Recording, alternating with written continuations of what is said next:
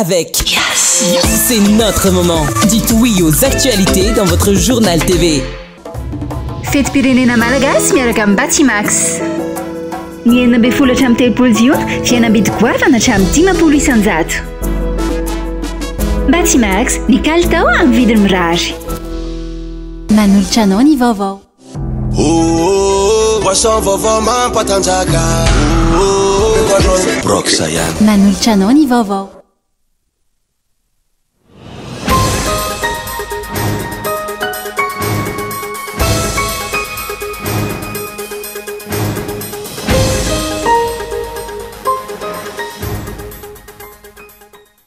Ijoro amin'ny fitakina ny fiandriana ny Madagasikara amin'ireo nosy malagasy ireo ve ny délégation isolitena ny malagasy any Paris ny 30 jona.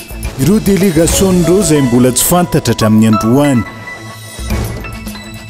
Mitombo ny kolikoly eny amin'ny hôpital-mpanjakana Ranovaly mifanadiadiana baromètre momba ny kolikoly ho an'ny sihatry ny fahasalamam-bahoaka andiany fahatelo. Ny ananitra trano Madagasikara rantondro tato anatiny 20 taona farany nojereny on plateforme état régional olana ny tsy fisiny ny fanapaream-pahefana manerana ny nosy. Tsy mitsaha-mitombo ny olona hitana ny tsy mikaretina VIH sida eto Madagasikara hony teo anivony ONU sida.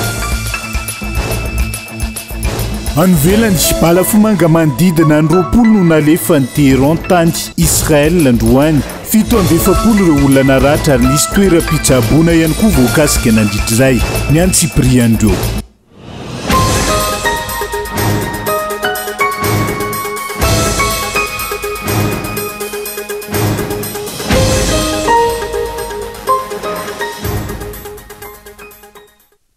Gadondray ny amvaloralina fotoana ny fampalalam-baovaontsika eto amin'ny fitalavitra kolo atena ny araba tombo klasy tombo vavy manasa anao ihany koa anaraka ny antsiprian'izay tony mazatra matoa andatsoratra avy hatrany nondeha nokafana ny fiarana ijoro amin'ny fitakina ny fiandriana Madagasikara amin'ireo nosy malagasy ireo ve ny délégation isolitena ny malagasy any Paris ny 30 jona ho avy zao. Ireo délégation ireo izay mbola tsy fantatra hatramin'ny androany na isolona hijanona amin'ny teo aloha efa na vita dingana ny matoa andatsoratra. Nakatoavy ny filan-kevitry ny ministra Omaly ny lisitra ireo andrafitra ny komisiona siantifika hitaky ny famerenana ireo nosy malagasy. Lisitra voalaza fa avy amin'ny département tara-ministérialy ka ireo no hiatrika ny fivorian'ny voamiera iombonana iarahana amin'ny la Frantsa ho tanterahana ny Paris ny 30 jona ho avy izao. Hatreto aloha tsy fantatra na hosolona vaovao ireo délégation malagasy hiatrika io fivoriana atao any Paris io na tsy. Raha isolo vaovao tsy maintsy hainga hatrany amboalohany indray ny dinika sy ireo dingana tsy maintsy arahana efa vitany ny teo aloha. Raha ny teo aloha ihany izay efa nahafantatra ny fisotry ny raharaha anahoana ny vokatra ho azo aoriny ny 30 jona io. Tsy aivina fa efa nisy ny fivorian'ny commission mixte hitakina ny famerenana ireo nosy malagasy ireo ny 12 novambra 2024 izay natao teto amintsika eto Madagasikara. Isan'ny voatendry hiatrika izany ny Premier ministre Ntsay Christian, ny professeur Raymond Ranjeva, ny vice-amiral Antoine de Padoue Ranaivo Sehino, ny tale général ny APMF Jean-Edmond Randrianantenaina ary ny docteur Jacob Aliva Tendazanarivelo manampahaizana momba ny lalàna iraisam-pirenena. Resaka fiandrianam-pirenena no nisy tsy fitovian-kevitra teo amin'ny roa tonta dia la Frantsa sy Madagasikara tamin'izany fotoana izany. Melohany 20 jona 2024 no voalaza fa ho vita ny fifanarahana momba ny fanarenana na ny mety ho fiaraha-mitantana ireo nosy malagasy ireo rehefa azo ny fiandrianam-pirenena saingy hatr'izay ka hatramin'izao tsy nahitambokany izany. Tokony notohizana tany Paris io fivorian'ny komisiona io ny faharoa sy ny fahatelon'ny volana novambra 2024 saingy ny zavanitranga ny fanjakana malagasy izay angataka indray no nangataka ny anafoanana sy ny fanemorana izany. Ijoro amin'ny fitakina ny fiandrianan'ny Madagasikara amin'ireo nosy malagasy ireo ve ny délégation isolitena ny malagasy iray manontolo any Paris ho sa ijoro ve sa anaiky ilay fiaraha-mitantana voalaza ny Emmanuel Macron nandritra ny fandalovan'ny farany teto amintsika ireny. Tena isolitena ny malagasy iray manontolo ve sa isolitena ny mpitondra fanjakana izay efa nisafidy izaka zo-pirenena frantsay. Tsy ivina ihany koa fa ny 12 sy ny 17 desambra 2024 no natao teny amin'ny CCI vato ny dinika nosy malagasy nampitondraina ny loha hevitra hoe nosy malagasy ary pirenena lova ho an'ny taranako. Araka ny famitenana tsotsotra nataon'ny prime ministre lehiben'ny gouvernement Antsay Christian tamin'izany fotoana dia isan'ny voamarika tao anatin'ny fehi-kevitra ny tokony anamafisana ny serasera sy ny fanentanana ahafahana mampafantatra bebe kokoa ny mpiray-tanindrazana ireo nosy malagasy ireo. Isan'ny sosikevitra ihany koa ny fampidirana ireo nosy malagasy ireo ao anaty lalam-panorenana, ao amin'ny fampianarana, ny saritanin'ny Madagasikara sy ny fampiasana izany amin'ny filazanana toetrandro. Eo amin'ny sehatra ara-diplomatika dia nihevitra ny mpizaika tamin'izany fotoana fa tokony hodinihana ny fifandraisana sy ny fomba fiarah-miasa amin'ny firenena hafa sy ny fikambanana iraisam-pirenena ary ho amafisina ihany koa ny fiarah-miasa amin'ireo firenena manome lanja ny fiandrianam-pirenentsika. Avaozina sy amafisina ny lalàna mifehy ny arena voajanahary mba ho lovain-jafy ary indrindra koa tokony hanana ny tahirin-kevitra feno ahafahana mampahafantatra ireo nosy malagasy ireo isika. Nisy ve ny fanatanterahana izany taorin'izay ka hatramin'izao taona 2024 izao na dia fehi-kevitra iray fotsiny ihany aza. Ambany araka izany ny fanantenana fa ho sahijory ny solotenan'ny malagasy ho an'ny Paris. Antony na ireo fehi-kevitra no tapahantsika teto an-toerana aza teo amin'ny samy malagasy izay tsy nisy tanteraka ka amin'ny fomba ahoana no hatanteraka izay fehi-kevitra mety ho tapaka aoriny ny telopolo jona io ny ampitso no itsara. Fanontaniana goavana mila petraka reny entina tao anatin'ny matoan-datsoratra reny ao anatin'izao fiandrasantsika andinika izay ho tanterahana ny Paris ny telopolo jona ho avy izao zay. Fa mitombo ny kolikoly eny anivon'ny hôpitalim-panjakana raha nivaly ny fanadiadiana baromètre momba ny kolikoly ho an'ny sehatra ny fahasalamam-bahoaka andihany fatelo. Ny kolikoly eo amin'ny sehatra ny fitrabony izay mampidoza ary mety afara amin'ny fahafatesana ka nanolora ny Transparency International sosikevitra hiadina amin'izay. Santatra ny aina no mitaritra ny Antsiprieny.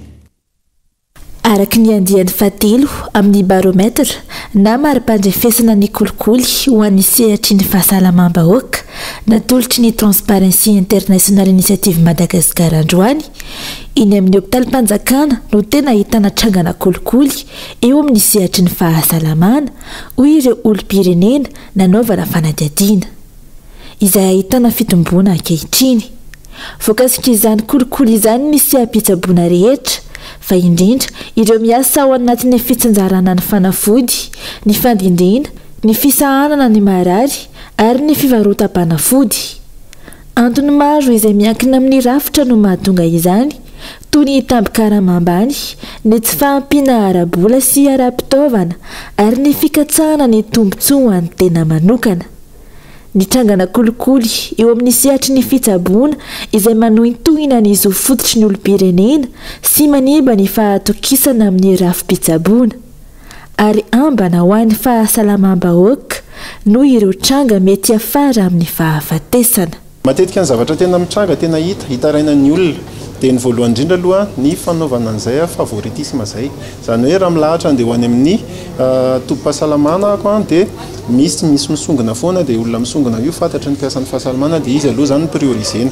Matetika ampitomboana kely ny vidina fanafody noho ny antony hoe tsy ampy ny enti-manana eny anivon'ireny CSB reny dia lasa mameno ny banga ny mpiasan'ny fahasalamana dia maka an'izay hoe karazana tombony kely na ny kolikoly dia mety mefaratra amin'ny fahafatesana mihitsy ary satria misy ohatra tao anatin'ny fanadiadiana nataonay dia misy vehivavy bevoka izay andeha hiteraka dia rehefa tonga any hitakina vola mba hafahana amin'izay hiteraka izay nefa nataterahana n'izay fiterahana izay raha tsisy complication ilay fiterahana dia tokony tsy andoavam-bola ankoatra ny fanafody izay omena anazy izay ihany kanefa ny zavatra hita dia mety tonga hatrany amin'ny 7 alina raha etsy ny miteraka amina CSB sasatsasany.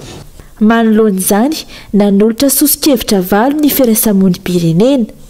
Anisan'izany ny fanamafisana ny mangarahara amin'ny fitantanana ny toeram-pitsaboana, ny fampiofanana ireo mpiasa ny fahasalamana amin'ny ady amin'ny kolikoly ary ny fampiarana sazy isorohana amin'ny tsy maty manota tokony ampitomboana ihany koa ny teti-bola ny sehatry ny fahasalamana. Tsy maty manota efa misy fantatra zany hoe misy toeram-pitsaboana tena mafy ny tana kolikoly ary misy mpiasan'ny fahasalamana tsy mety afaka amin'izay tokony izy zany fanaraha-maso akaiky ataon'ny tompona andraikitra na au niveau ny région na aty amin'ny ministère central fametrana ny mangarahara eny amin'ny toeram-pahasalamana zany hoe ny olona rehetrarehetra izay tonga eny amin'ny toeram-pahasalamana anankiray indrindrandrindra ny miankina amin'ny fanjakana dia tokony hafantatra hoe inona ny zony ao anatin'izay fisitrahana tolotra ara-pahasalamana izay. Faharoa mahafantatra hoe raha marary izy aiza ny tokony andehanany voaloha, inona ny tokony ho alohany inona no afaka sitrahany maimaim-poana raha misy zay zavatra izay. Manaraka n'izay mila amafisina ny investissement ao anatin'ny secteur santé izay mbola hita fa mbola maivana ihany raha jerenany raha oharina zany amin'ny réalité misy amin'izao fotoana izao. Raha ny fanazavana manano sarotra ny fiadina amin'ny kolikoly eo amin'ny sehatra ny fahasalamana no ny tahotra sy ny tsy fahasahina mitoroka. Tokony hisy araka izany fomba sy rafitra fitaranana voaharo apetraka eny amin'ny tobim-pahasalamana. Andrisika ny olona hitoroka ny kolikoly manaratsy ny kalitaony asa fitsaboana.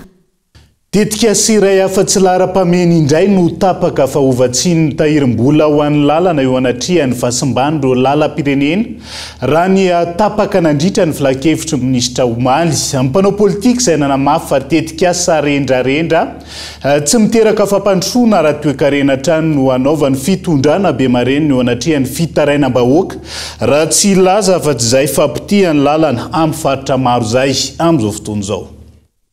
Nangatao ny filan-kevitry ny minisitra Omaly ny famatsim-bola avy amin'ny tahirim-bola ho an'ny lalana na ny fond routier ho an'ny fanitarana ny lalana mampitohy any tsara sotra sy vato manamorona ny tetika Salaikarivo. Raha ny zava-misy saika ny ankamaroan'ireo lalam-pirenena no simba ary mila fanamboarana maika ankehitriny. Mandefitra izany fa mbola tetika sahitrahitra no hiazaka izany fanjakana andanina ny volam-bahoaka ho ny mpanao politika eo anatrihan'izany.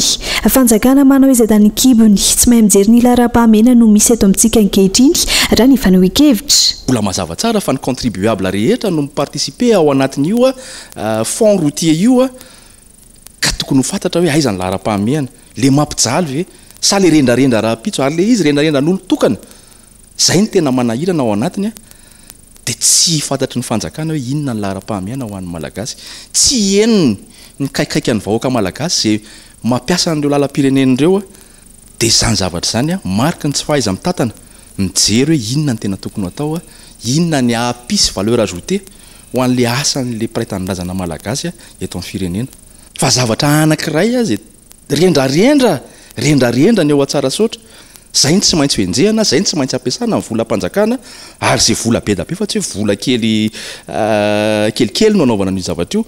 Nisy vola ihany zany tao anatin'le fond routier fa nahoana raha ohatra ka nijerevana zay tena lara-pahamehana ianao zay mampiasa fiara rehetra dia misy ampahany alohanao anatin'ny fond routier io. Tsy hoe akory hoe Antananarivo ihany no mandoa vola ao anatin'ny fond routier io fa ny malagasy rehetra zay mampiasa fiara mampiasa ny solika dia mandoa vola ao anatin'io ary mendrika isitraka an'izany zavatra zany ny fanamboaran-dalana iny amin'ny lalam-pirenena zay hitantsika fa tena potika tanteraka ireny.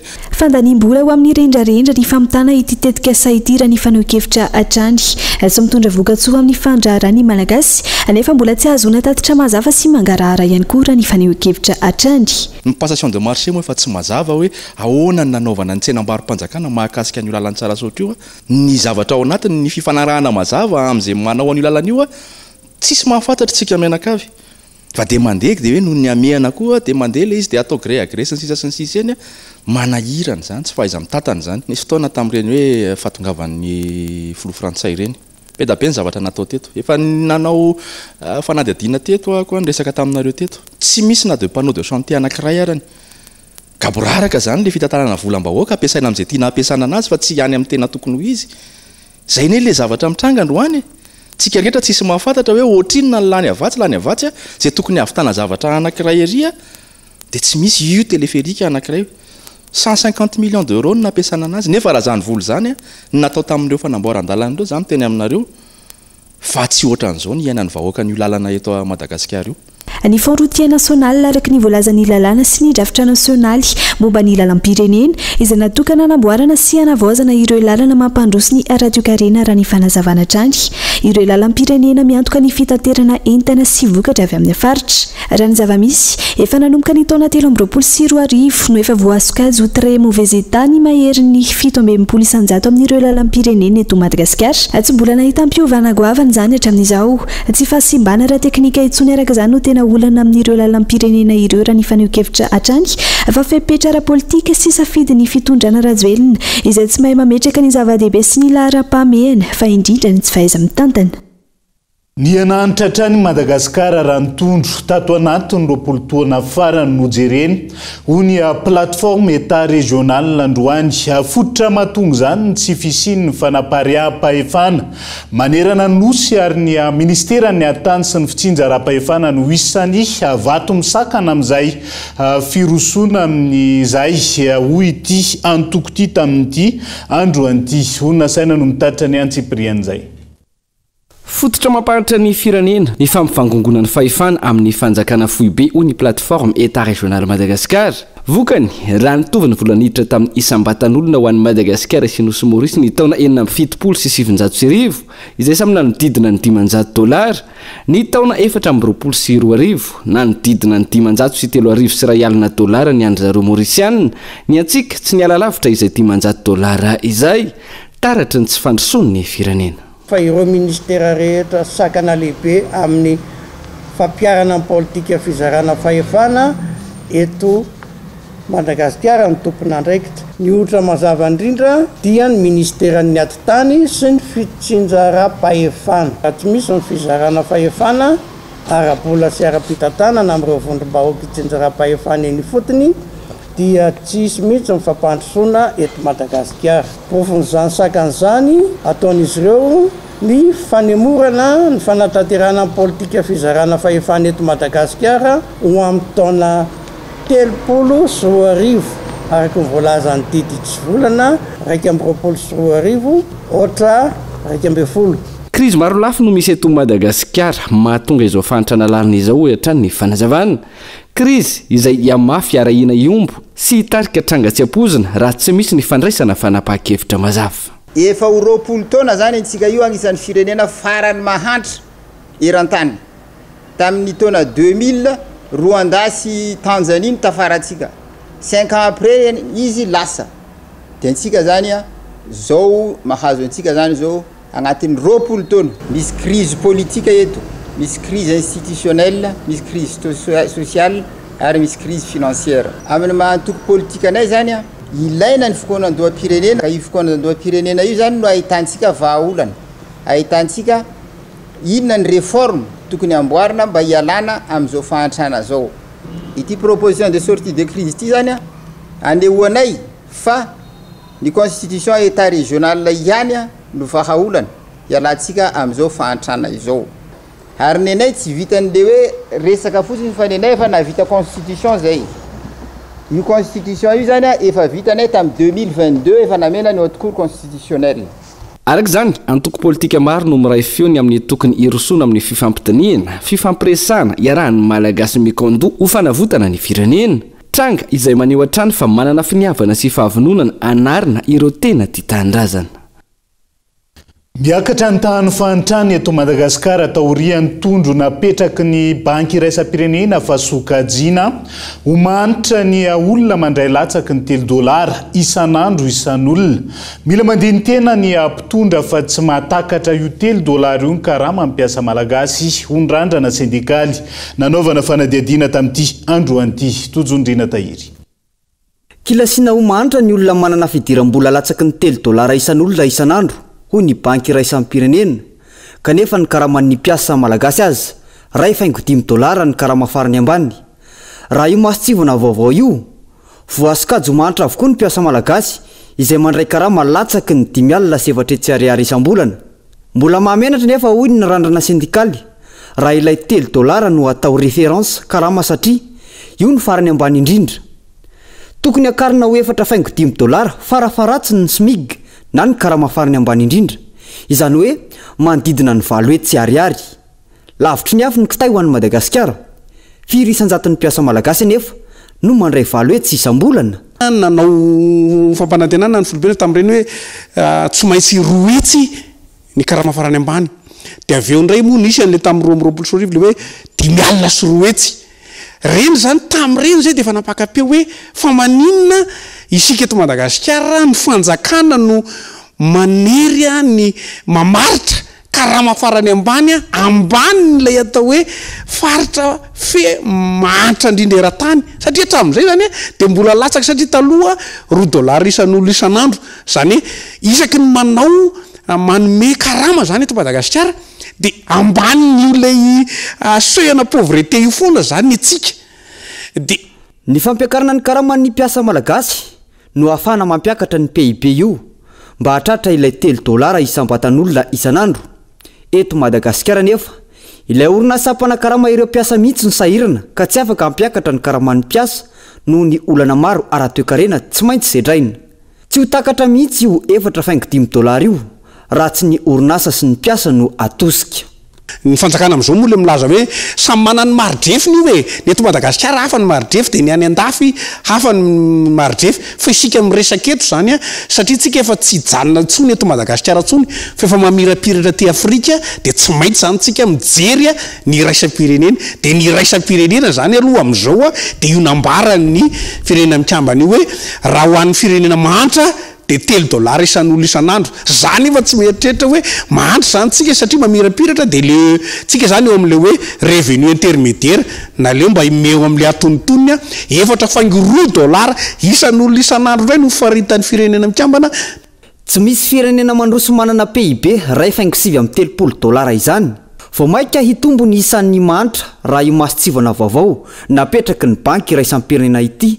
satria tsy hatratra io $3 io isika sangany aty Afrika sy ny ranomasimbe indiana tokoa va isika hoy ny fanontaniana mipetraka raha ampitaina amin'ny atsy amin'ny nosy rava fotsiny ny azy ireo $30 na 10 tapitrisa ariary mihoatra ilay $2.3 na manodidina ny roetsy ariary vaovao manodidina ny asa fanaovan-gazety sy ny fampisitrahana vaovao maripotra ho an'ny olom-pirenena manana olana lehibe amin'ny kolotsaina ny mangarary sika eto Madagasikara ka mahatonga ny fahasarotana amin'ny fikarohana loharanom-baovao fanamby lehibe izay tolona mila hiadiany ny mpisehatra amin'ny asa fanaovan-gazety ny fahafahana mitrandraka vaovao malalaka fa tsy mionona mitatitra omena fotsiny hoy ny mpanao gazety nanaovana fanadihadiana tamin'ity androan'ity sakana lehibe tsy ahafahan'ny mpanao gazety mitrandraka vaovao malalaka sy feno ny fikatona ny loharanom-baovao sy ny fanavakavahana orinasa ny gazety eto amintsika indrindra ny any amin'ny sehatra sam-panjakana maro ireo vaovao afenipenina tsy tiana ho fantatry ny olom-pirenena fa izay mahamety ny fanjakana ihany no ampafantarina mitarasoka ihany koa ny fanomezana vaovao ofisialy manoloana ny tranga iankina ny fiainam-pirenena ka manano sarotra ny mahazo ny vaovao marina sy feno lasa mihodidina amin'ny endrika ivelany fotsiny ny fanadihadiana fa tsy tena misy ny fanadihadiana lalina na ny investigation azo atao no ireo antony ireo nanamafy ny mpanao gazety nanaovana fanadihadiana fa manjavozavo sy atao ankifonofony tsy misy pirofo mivaingana hita maso ny vaovao ofisialy omena ny olom-pirenena nefa raha mahavoakasika fiainam-bahoaka mitarika fantaniana maro sy adefitra ifandrohitana ny vokatra izany raha toka tokony ampilamina no andrasana aminy fa maninona ny vaovao ofisialy no lasa vao maika miteraka fantaniana maro zany apetraky ny olom-pirenena de le no azo avaiko teo hoe manana olana lehibe tsika amin'izay kolotsainy mangarary zay satria maro ny sehatra ny andrasana hoe tokony misy automatisme fotsiny amin'ny fanehoana ny mangarara satria tsy ady takin'ny lalàna ny mangarara no takin'ny hoe fitantanana mahitsy mazava ny firenena kanefa tsy mandeha araka ny tokony hoe vaovao marina sy feno ary azo antoka ara-potoana no tokony omena ny vahoaka amin'ny fampahalalam-baovao raha tiana atanjaka sy roborobo ny asa fanaovan-gazety eo amin'ny firenena tsy tanteraka nefa izany raha tsy omena fahafahana malalaka ny mpanao gazety hitrandraka vaovao tsy misy sakatsakana ary mizara vaovao feno sy ara-potoana miaraka amin'ny pirofo feno manamarina ny trangany seho ny tompona ndraikitra voakasika mba tsy onona amin'ny tatitra omena fa tena nisy ny fanadihadiana lalina mbola torina lehibe mila hiadiana mafy izany fanamby lehibe miandry ny mpanao gazety izany manoloana ny ambana sy ny tsindry miatra eny an-kianja mandritra ny fitrandrahana sy fanoratana ary famoahana ny vaovao tsy tera-boka tsoa mihitsy ho an'ny firenentsika indrindrindrindra ho an'ny fifampitondrantsika samy malagasy ny kinafinafina dia ohatrany ahoana ny hofahazoton'ny mpampiasa vola ho avy eto Madagasikara raha toka ny fangatahany ohatra hoe ny transparence internationale momba ny mangarahara amin'ny famatsim-bola tetika asa lehibe anankiray tsy mety mazava mihitsy misy fiatraikany zany na fiarah-miasantsika amin'ny any ivelany na ny sarin'ny Madagasikara indrindra moa amin'ny fahalalan'ny asa fanaovan-gazety. Antony mahavitsy ireo mpanao gazety afaka miroso amin'ny fanadihadiana lalina amin'ny fanatanterana ny asany hoy Brice Lejomble, sekretera mpanatanteraky ny CSI na ny comité pour la sauvegarde de l'intégrité teo aloha raha nanio ny heviny manoloana ny zava-misy eto Madagasikara. Tsy azo amevanana fa manadanja lehibe amin'ny fampandrosoana ny firenena ny fametrahana amin'ny toerany maha-izy azy ny tontolon'ny asa fanaovan-gazety.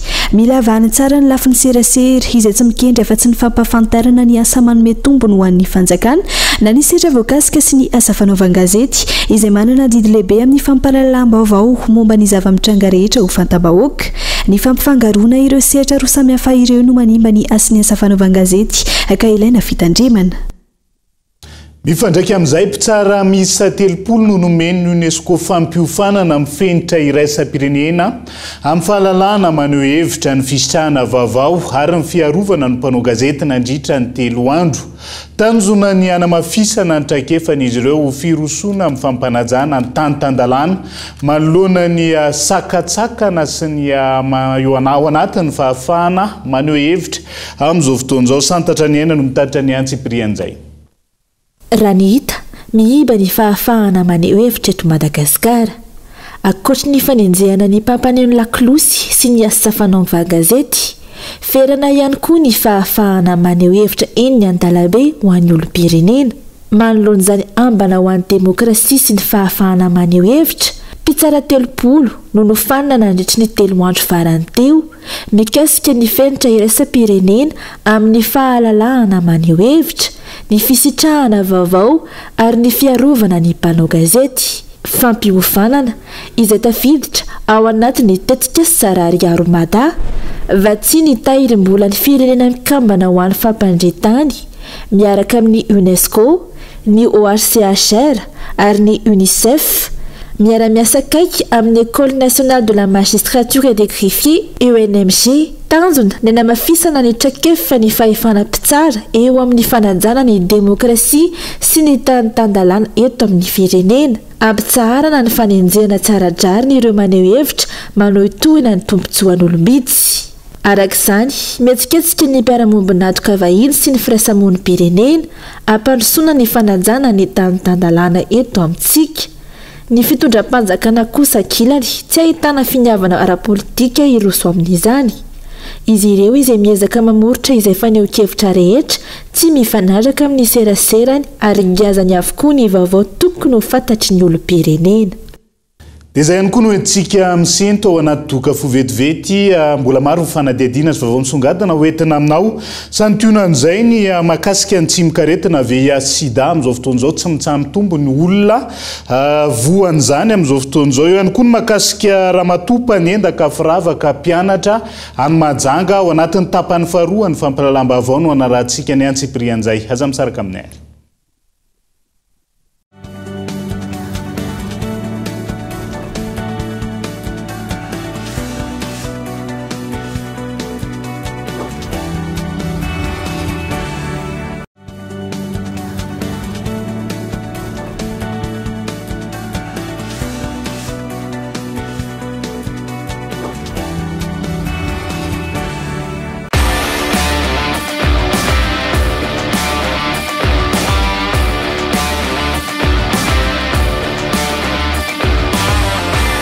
Salama e! Fantaritsika androany ny fomba fametrahana sy fanalana accessoire vidogaz. Raha fatana gaz no ampiasainao dia ireto no accessoirany: détendeur vidogaz, collier, tuyau.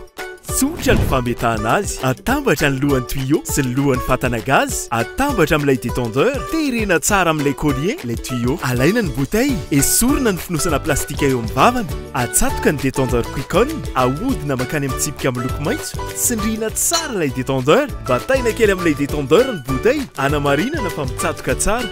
Ahodina makany amin'ny ankavanana, misy sary afo miloko mena ny détendeur, afaka arehitra ny afo.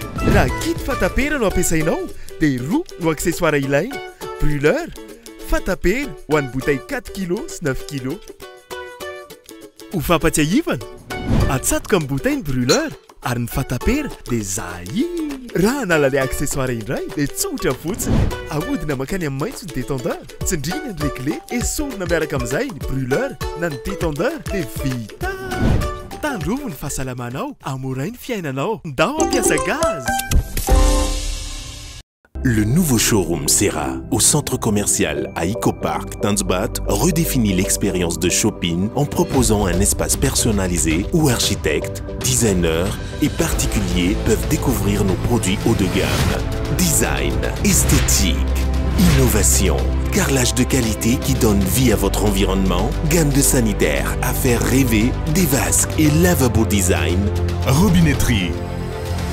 Le nouveau showroom Serra à Ecopark Tanzbat, plus qu'un simple espace d'exposition, mais un lieu exclusif où innovation et créativité se rencontrent. Venez découvrir notre large gamme de produits exclusifs Serra dans notre nouveau showroom au centre commercial à Ecopark Tanzbat. Serra, redefining excellence. Andao ankalazany fety pirenena miaraka amin'ny Total Énergie hatramin'ny 30 jona mividiana lubrifiant Rubia na quartz 10 litatra dia mahazo ny lampe solaire Pocket Sunshine amin'ny vidiny ariary fangaza ihany mbola misy fanomezana hafa ihany koa mahazo arendrina ray rehefa mividy ao amin'ny e-shop ianao eny amin'ny tobin-tsolika na ao amin'ny e-shop Total Énergie ary ny fotoana e.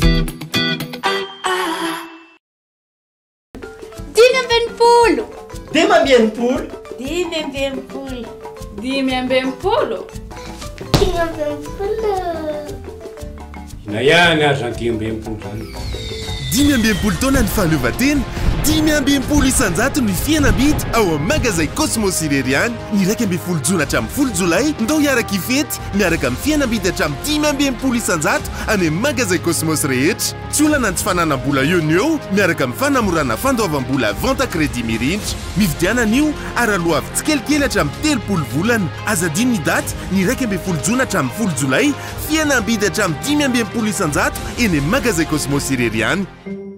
Cosmos, votre partenaire de confiance. Ndao ankalazany fetin'ny mozika amin'ny Iragas.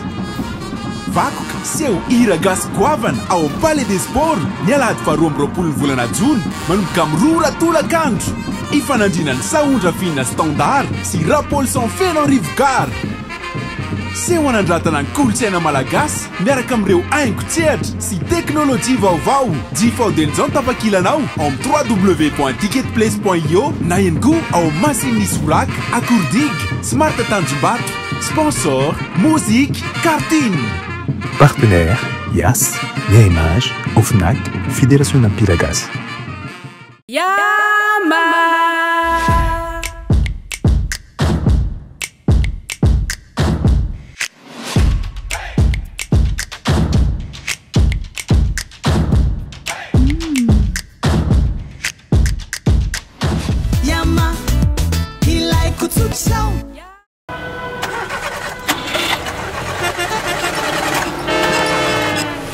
Morani koa mba sofio lesy fa inona tiany olana aiza laha teo tsy velona lesy le fiara taraiky indray le batery raha nefa teneniko foana hoe batery Bionix ampiasaina e tsara kalitao tapitra treo pana Bionix, le batterie maharitra tsy misy fetra.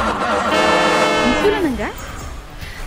Tsy mazaka indray le batery nefa mivadika ho teraka mila makany amin'ny hôpitaly ainga an'izay ndao fiarako aloha ampiasaina ary e batery Bionix ampiasaina tsy manary anao mitotro tsarotra.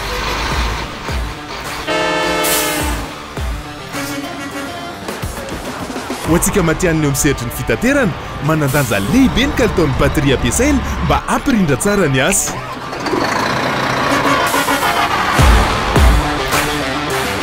Bionix, bateria misy karazany ho an'ny fiara rehetra. Bionix, matanjaka sy maharitra. Ankafizo hatrany ny vokatra Star e! Jifao amin'ny vidiny tena mirary ny Caprice sy ny Woko. 200 ariary monja ny tavoahangy vera kely, 300 ariary kosa ny lehibe. Dia izao takio amin'ny vidiny tena izy eny amin'ny mpivarotra rehetra mahazatra anao. Fetim-pirenena malagasy miaraka amin'ny Batimax. Ny 12 hatramin'ny 30 jona fihenam-bidy goavana hatramin'ny 10 isan-jato. Ararotsy ireo tolotra manokana amin'ny vidiny tsy mampino. raha mividy entana mihoatra ny roa tapitrisa ariary ianao dia ahazo fanomezana raikitra ny fety aza tara Batimax ny kalitao amin'ny vidiny mirary ino ma lesy an-tagnany lahy ty brox lesy ino brox lesy ino koa ma lesy zany Poisson vaovao mampatanjaka misy energy drink de misy cola mety amindry sady mety amilay ino agnarany brox mahazonda mahazonda zay mila poisson mahazonda mahazonda zay mila poisson mahazonda mahazonda zay mila poisson mahazonda mahazonda amepanon brox ihany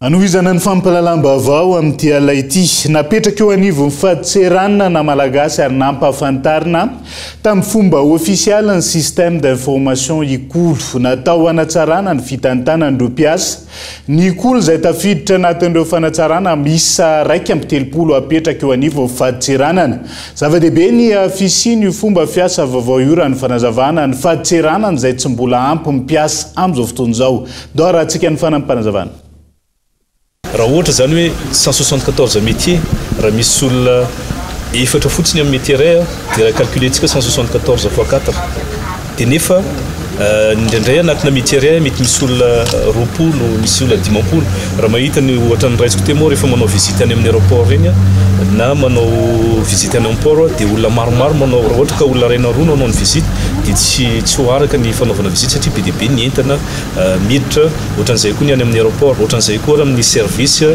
sy ny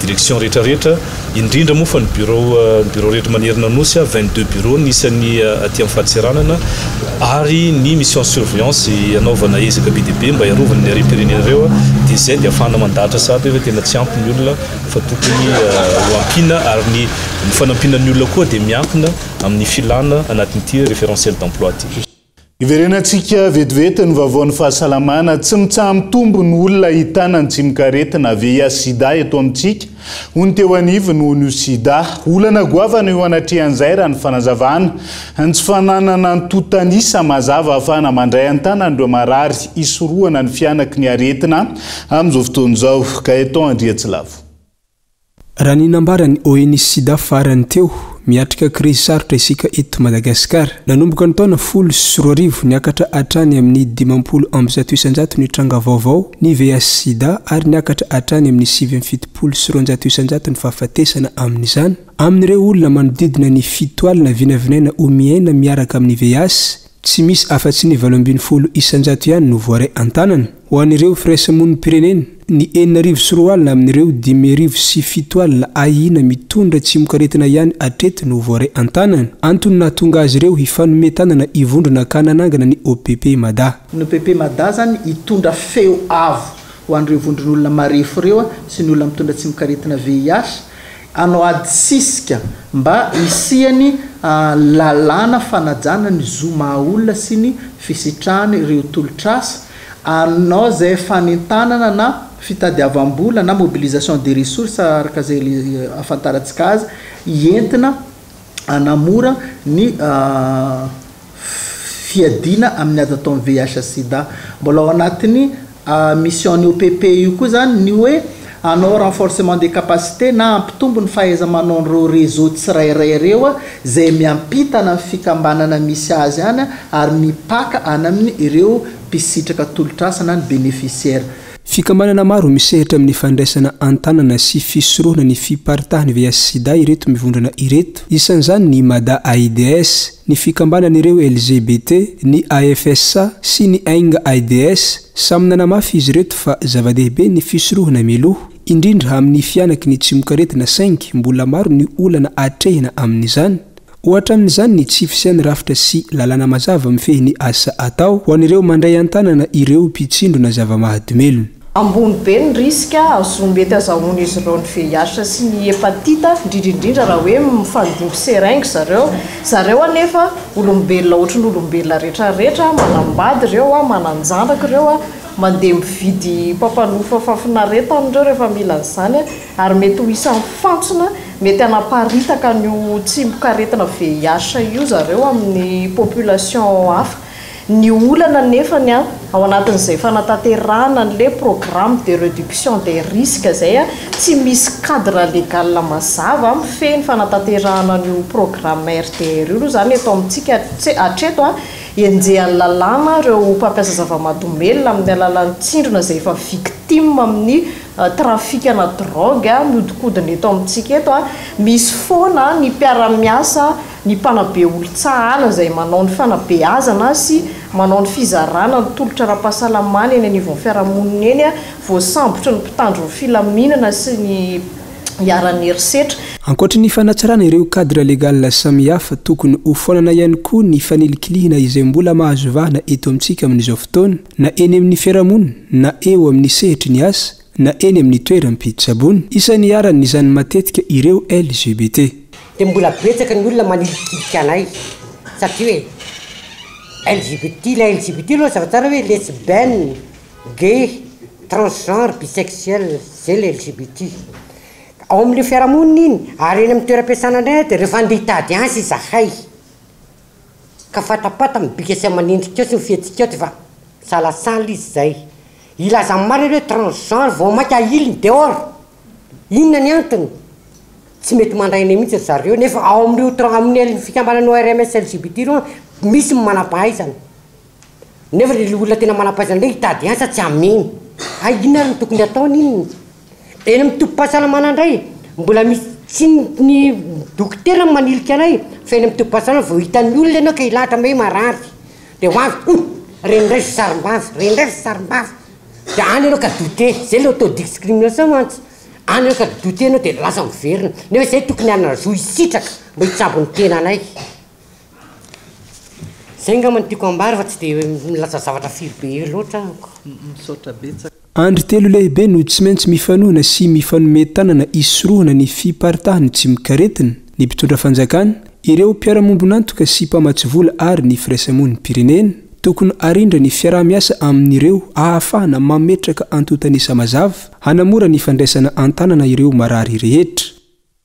Iazony mahajanga vetivetsika ao anatin'ity tranga mpiara-monina manaraka ity nandritra amin'ny fotoana maritra no nanaovana ramatoa iray asa fanindahana firavaka amin'ireo ankizy mpianatra manodidina ny sekoly tsy miankin'iray ao Mangarivotra mahajanga efa betsaka ireo mpianatra lasibatra ka izao tratiako ny polisy pirenena ny fiandohan'ny herinandro teo izao ny tenany ary natolotra ny fampanohavana tao aorian'ny famotorana izay natao.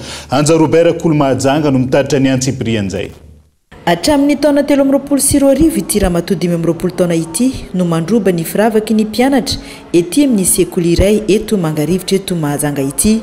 Ireo mpianatra rava amin'ny ariva no tena lasibatra indrindra ireo izay manao firavaka ka ireo izay tsy mety voarebirebiny dia kapoiny raha ny fanazavana.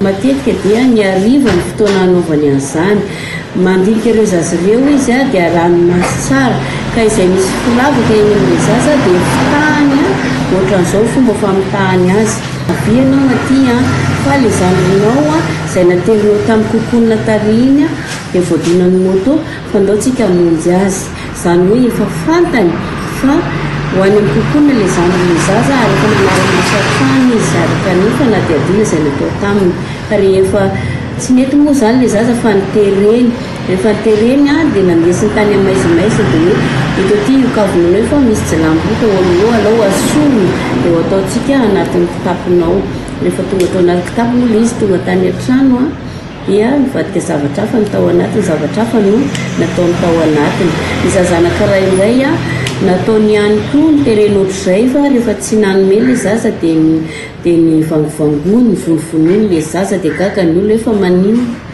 dia ozy izy hoe avako io ozy izy afaka mianatra kanjo le zaza ny teny hoe tsy avany za fa lasa ny kavoko dia teo natratrarana azy ka izy vangovango rojo kavina na volafotsy io na volamena ireo no tena alainy ity ramatoa ity izay elany toratoranana ka zao ohatra teky ny polisy pirenena eto Mahajanga izao sokajiana ho herisetra miatra amin'ny ankizy tsy ampy taona izao asa ratsy ataony ity ramatoa ity izao ny aiky ny eloka vitany izy ary natolotra amin'ny fampanoavana taoriny ny famitorana izay natao azy. Mivoaka tamin'ny fahanginana ka nanao antsovonjy ho an'ny fanjakan'ireo mpiasa misotro ronono avy amin'ny orinasa Sekrène androany. Isany nanaovan'izy ireo antsony vola zony tanteraka tsy mbola azo hatramin'izao. Sy tany eo Bezara Kolo Antsiranana no mitatitra ny Antsiprian'izay. Verzo tsy mbola nahazo fisotroan-dronono, tsy misy solde de tout compte, tsy misy karama, vonjeo.